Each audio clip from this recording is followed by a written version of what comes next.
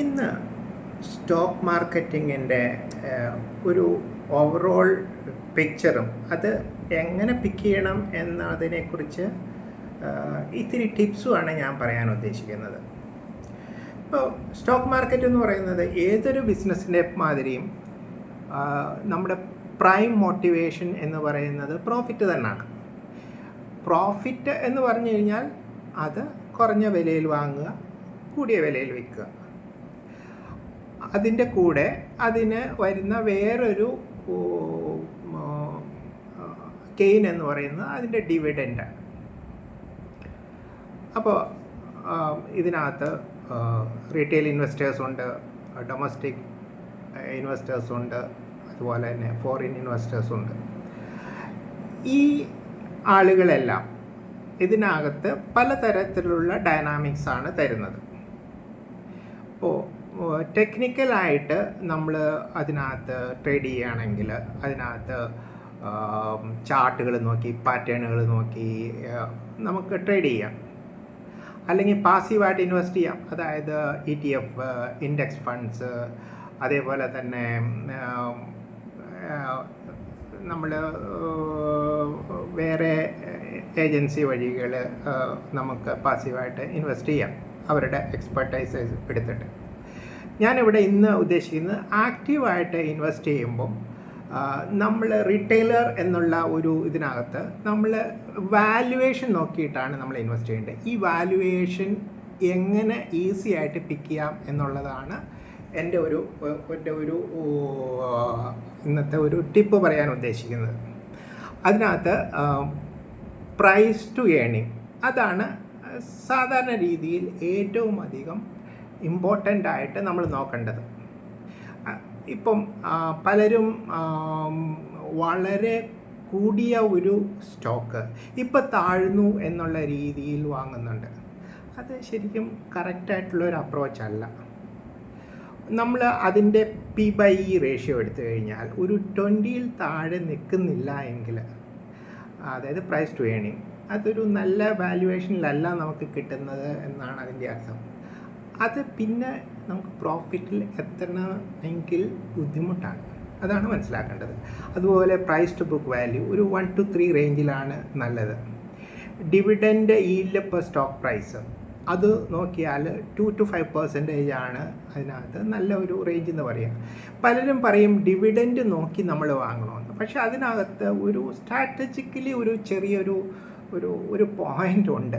നമ്മൾ ഡിവിഡൻഡ് കൂടുതലുള്ള ഒരു കമ്പനി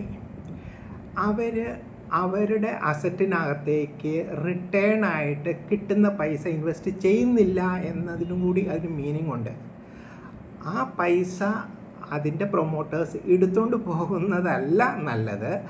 ആ പ്രൊമോട്ടേഴ്സ് ആ പൈസ കൂടി ഇൻവെസ്റ്റ് ചെയ്ത് ആ സ്റ്റോക്കിൻ്റെ വാല്യൂ കൂട്ടുക എന്നുള്ളതാണ് ഇമ്പോർട്ടൻ്റ് ആയിട്ടുള്ള കാര്യം.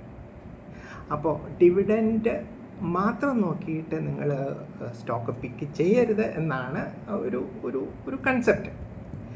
പിന്നെ EV/EBITDA എന്ന് പറയും, അത് എൻ്റർപ്രൈസ് വാല്യൂ ബൈ അതിൻ്റെ ഏണിങ്സ് ബിഫോർ ടാക്സ് ആണ് അത് ഉദ്ദേശിക്കുന്നത്. അതൊരു 6 to 12 റേഞ്ചാണ് ബെറ്റർ ആയിട്ടുള്ളത്. ഫ്രീ ക്യാഷ് ഫ്ലോ എന്ന് പറയുന്നത് 5%ൽ താഴെയായിരിക്കണം. റിട്ടേൺ ഓഫ് ഇൻവെസ്റ്റ്മെൻറ്റ് ഉണ്ടാവണം.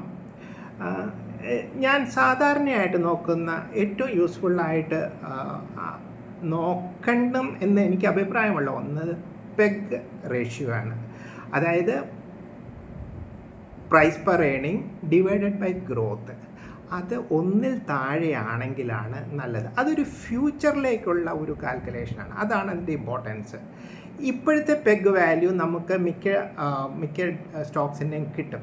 അതായത് നാളെ അത് കൂടുകയോ കുറയോ എന്നുള്ളതാണ്, അതിൻ്റെ ഗ്രോത്ത് കൂടുകയോ കുറയോ എന്നുള്ളതാണ് അതിൽ നിന്ന് നമുക്ക് മനസ്സിലാക്കാൻ പറ്റുന്നത്. അതിൻ്റെ ഡിനോമിനേറ്ററാണ് ഗ്രോത്തായിട്ട് വരുന്നത്. P/Eയുടെ താഴെയാണ് ഗ്രോത്ത് വരുന്നത്. അപ്പോൾ അതെപ്പോഴും ലെസ് ദാൻ 1 ആയിരിക്കുന്നതാണ് നല്ലത്, താഴ്ന്നിരിക്കുന്നതാണ് അതിനകത്ത് ബെറ്റർ.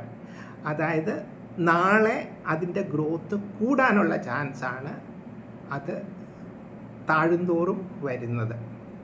പിന്നെ ഈ കാര്യങ്ങളിലേക്കെല്ലാം വരുന്നതിന് മുമ്പ് നമ്മൾ മാനേജ്മെൻറ്റിൻ്റെ കാര്യം, പ്രൊമോട്ടേഴ്സിൻ്റെ കാര്യം നോക്കണം.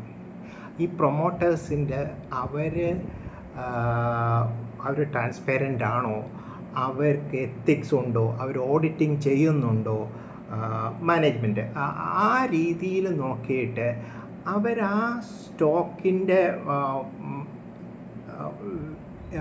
അവരുടെ അലോക്കേഷൻ കുറയ്ക്കുന്നുണ്ടോ, അതൊക്കെ നമ്മൾ ഒഴിവാക്കേണ്ട ഇൻഡിക്കേഷൻസാണ്. അങ്ങനെ നോക്കുകയാണെങ്കിൽ നമുക്ക് സ്റ്റോക്ക് ഇൻവെസ്റ്റിംഗ് എന്ന് പറയുന്നത് ഈ വാല്യുവേഷനിലേക്ക് നോക്കുകയാണെങ്കിൽ നല്ല വാല്യുവേഷനിൽ വാങ്ങുകയാണ് നമ്മൾ. വില കൂടിയോ അതോ കുറഞ്ഞോ എന്ന് സിമ്പിളായിട്ട് നോക്കിയിട്ട് എടുക്കുന്നതിനേക്കാൾ നമുക്ക് ലാഭം കിട്ടാൻ സാധ്യത വരുന്നത്. ഈ വീഡിയോ ഇഷ്ടമായെങ്കിൽ ലൈക്ക് ചെയ്യുക, ഷെയർ ചെയ്യുക,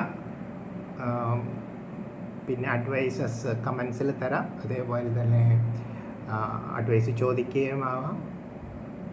താങ്ക് യു.